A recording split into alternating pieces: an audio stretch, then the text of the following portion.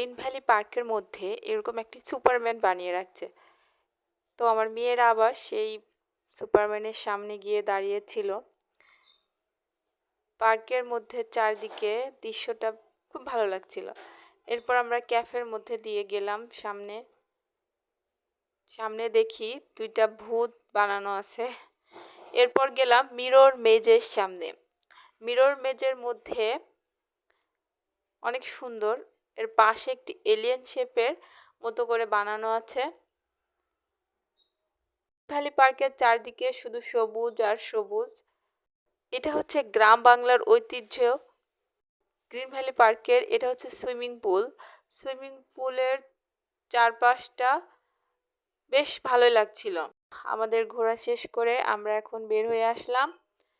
বের হয়ে আসার পর আমরা বাহিরে যে কিছু দোকান ছিল, ফুলের দোকান, তারপরে এই যে কসমেটিক্স, এই দোকানগুলো থেকে আমরা কিছু জিনিস কিনে তারপরে বাসায় চলে আসলাম।